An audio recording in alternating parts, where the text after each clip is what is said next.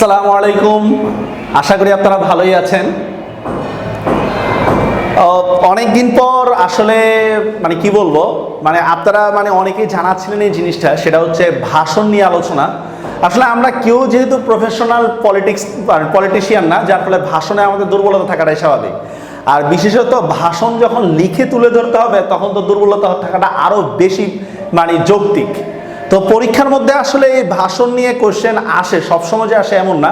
2015 সালের আগ থেকে কিন্তু এই ভাষণটা নিয়ে থাকতোই। তো তারপরও যদি এখনো যদি ভাষণ আসে তাহলে কিভাবে সেটা লিখবেন, সেটা কিন্তু একটা গুরুত্বপূর্ণ একটা কোশ্চেন। তো এই জন্য আজকে আমি আমার আলোচনার বিষয় নিয়েছি হচ্ছে ভাষণ নিয়ে, ভাষণ কিভাবে আপনাকে তুলে ধরতে হবে। তো এই ভাষণের জন্য প্রথমে একটা কথা মনে রাখবেন, একটা ভাষণে কিন্তু শুধু ভাষণে কি ব্যবহার করছে সেটা বড় কথা, হচ্ছে ভাষণে আপনি কিভাবে একটা জিনিস গুছিয়ে আনতে পারছেন সেটা হচ্ছে বড় জিনিস একটা ভাষণের ক্ষেত্রে। তো প্রথমে মনে রাখবেন এই একটা ভাষণের 4টা পার্ট। এক নম্বর হচ্ছে সম্ভাষণ।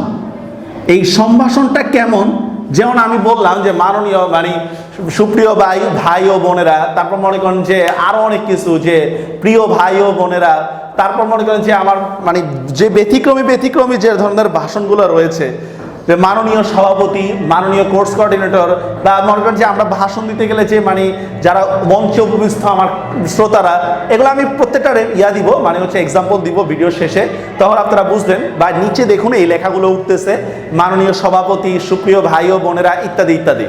তো এইগুলো হচ্ছে একটা ভাষণের ইন্ট্রো, হচ্ছে সম্ভাষণ।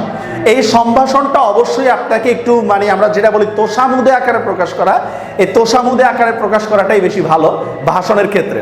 তা এই হচ্ছে প্রথমে ভাষণ। তারপর হচ্ছে ভাষণের ক্ষেত্রে 2 নম্বর হচ্ছে ভূমিকা বা সূচনা। আচ্ছা, ভূমিকা বা সূচনার মিনিংটা হচ্ছে এরকম, আপনি যে বিষয় নিয়ে বক্তব্য দিচ্ছেন সেই বিষয়টা কিন্তু আপনাকে অবশ্যই তুলে ধরতে হবে ভূমিকা বা সূচনার মধ্যে। এই ক্ষেত্রে আপনি মনে রাখবেন যে ভূমিকা বা সূচনার ক্ষেত্রে অবশ্যই প্রাসঙ্গিক কবিতা দেওয়া ভালো। প্রাসঙ্গিক কবিতা, কথার কথা মনে করুন আপনি নারী অধিকার নিয়ে আলোচনা করতেছেন, তা নারী অধিকার নিয়ে যখন আলোচনা করবেন তখন আপনি ওই জিনিসটা দিলেন, এই বিশ্বে মহান যা কিছু চিরকল্যাণকর, অর্ধেক তার গড়িয়েছে নারী, অর্ধেক তার নর।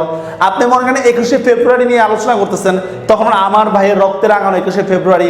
আপনি স্বাধীনতার যুদ্ধ নিয়ে আলোচনা করতেছেন, স্বাধীনতাহীনতায় কে চায় বাঁচিতে, ইত্যাদি ধরনের প্রাসঙ্গিক কবিতাগুলো কিন্তু আপনাকে অবশ্যই ভূমিকার মধ্যে তুলে ধরতে হবে। এই ভূমিকার মধ্যে যদি এগুলো যদি না তুলে ধরেন তাহলে কিন্তু ভাষণের সৌন্দর্যটা থাকবে না। আপনারা বিভিন্ন পলিটিশিয়ানদের যে ভূমিকাগুলো দেখেন, আসলে এখনকার সময় যারা ভাষণগুলো দেয় তারা তো ভাষণ না, এটার সময় একটা বকাঝকা করা, তো একজন এক দল আরেক দলের নামে গালাগালি করা। তো এই জন্য আসলে আমার এক্সাম্পলগুলো আপনাদের কাছে প্রাসঙ্গিক মনে নাও হতে পারে। 3 নম্বর হচ্ছে ভাষণের ক্ষেত্রে অবশ্যই মূল বক্তব্য। আচ্ছা, এই মূল বক্তব্যটা কেমন হবে?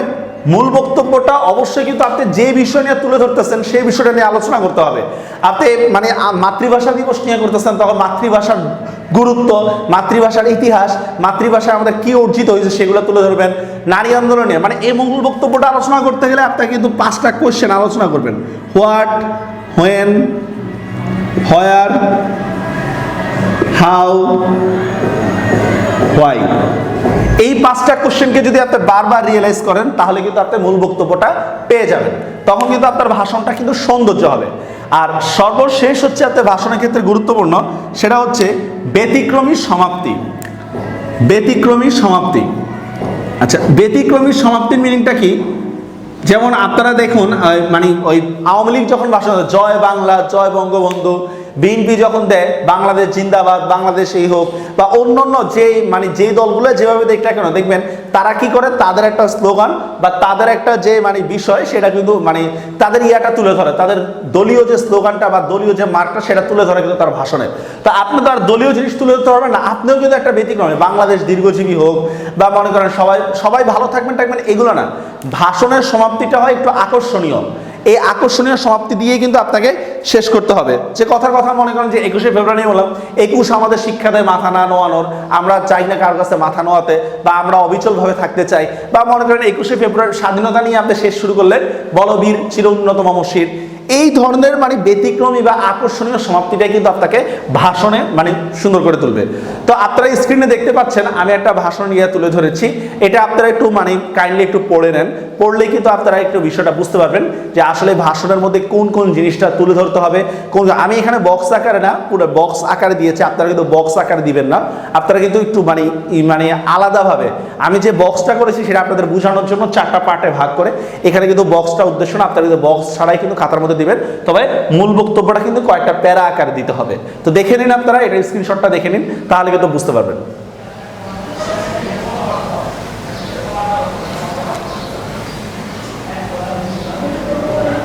তো আশা করি ভাষণ সম্পর্কে আপনাদের ধারণা কিছুটা হলো ক্লিয়ার হয়েছে। আপনারা যে কোনো বইয়ের যে ভাষণগুলো দেখবেন সেটা দেখলে কিন্তু মানে এগুলো আরো বেশি স্পষ্ট হবে। তো পরবর্তী কোনো ক্লাস টিউটোরিয়ালে আবার দেখা হবে, ততক্ষণ পর্যন্ত বিদায়, আল্লাহ হাফেজ।